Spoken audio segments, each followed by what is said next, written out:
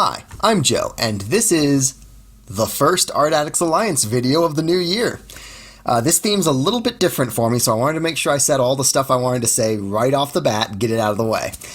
The Art Addicts Alliance, group of YouTubers who do art videos, we come together once a month and we get to pick from a couple of themes. So, the big takeaway from that is, if you want to see what anyone else did with this theme or one of our other themes this month, I'll have the links in the description to all the rest of the Art Addicts Alliance. You really should check it out. That was the big thing I just needed to make sure I said before the end here, so with that said, enjoy the video. First memory. Well, I guess it's as good a place as any to start. It'd have to be these weird little cookies.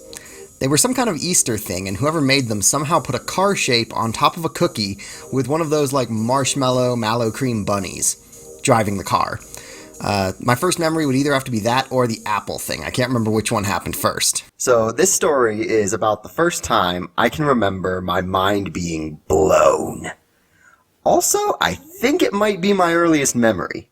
Then in elementary school, I had what, at the time, I called imaginary friends. There was a dragon, and there was a tiger, and there was a snake. I don't know why there was a snake. Snakes are horrifying, but whatever. Kids make bad decisions, and one of my decisions was to have a snake. I called it an imaginary friend because we didn't really have a word, or I didn't know the word for what I was doing at the time. You know, this was early to mid-90s, and I probably had a good 10 years before I heard the word OC. You know, to learn, oh, original character, this is a thing that people do. I didn't know that. I'll also draw a dinosaur here because I was definitely into dinosaurs. I was also, throughout elementary school and for most of my life, I've been really deeply into reading.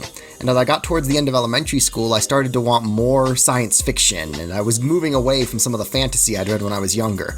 My big go-tos were Animorphs and Ender's Game.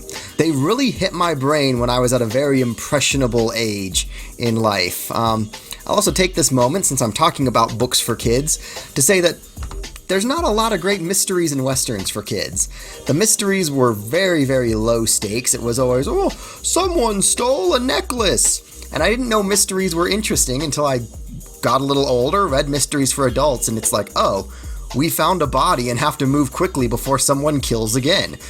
That's much more interesting. I like this now. Yeah, I'm just gonna say it, the Westerns were all written for boys who wished their parents would let them have a dog, and girls who wished their parents would let them have a horse. That's who the Westerns were targeting, and I wasn't either of those people.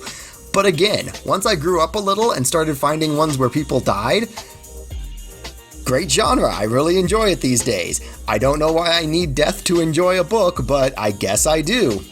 Alright then. Then my middle school and high school obsession was anime. But it was almost exclusively the animes that I could get on DVD from the library.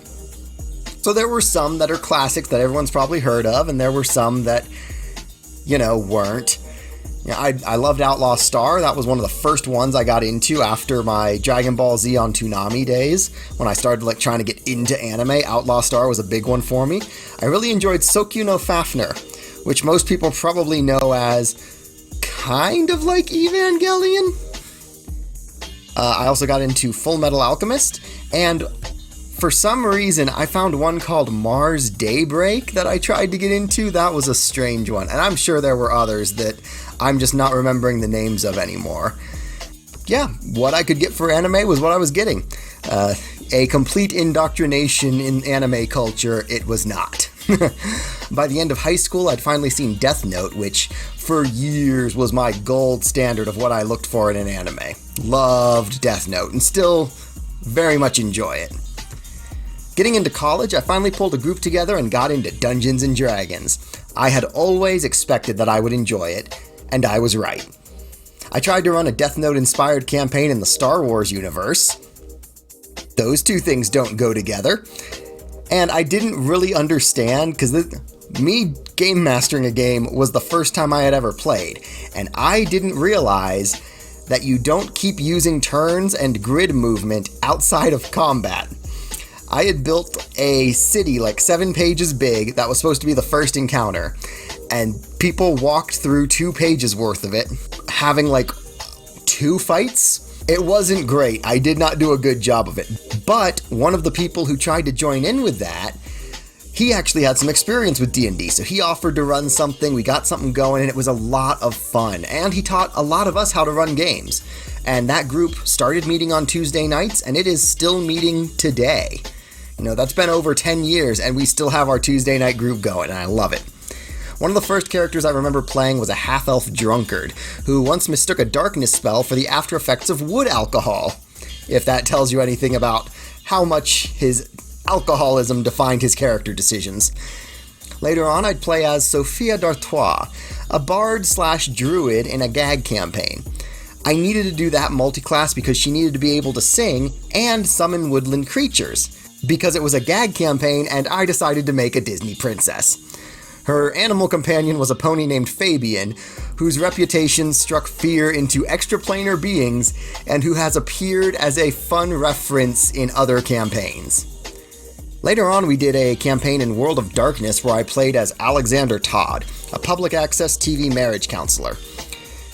And socially, dude was on top of it. He was able to schmooze his way right to the feet of the cultic altar, and then huck the contents of his pockets at the Elder God until people with actual combat skills could catch up.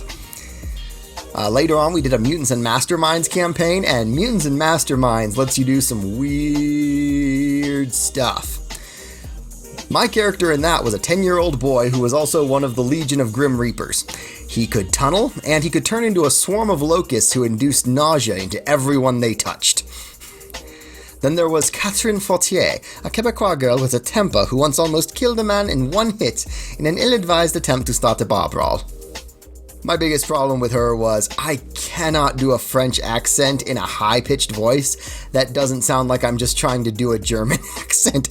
I don't know why, they're not that similar of accent, but I guess that's where my own shortcomings came into play on that one. And then in the campaign that ended most recently, I was Tulkas, son of Gorgus, war drummer of the clan Calthus Corps, hero of Hadley, Panshaw, and Coombe, tamer of Whiskey Dancer, and friend of Gendar. These days, I'm working through what I'm calling the Augie Project and the BOR supplement. I talked a little bit about those in my New Year's resolution video. I'm learning Python, running this year YouTube channel, and I've actually started a new webcomic series called USS Undertaking. There's a month and a half's worth of story already built up if you ever want to go check it out on Webtoons. After that, and coming up next in my life, who knows, but it ought to be fun. Thank you for watching. Please share the video with a friend or several friends, and let me know in the comments if there's anything you'd like to see me draw in a future video. Later, y'all!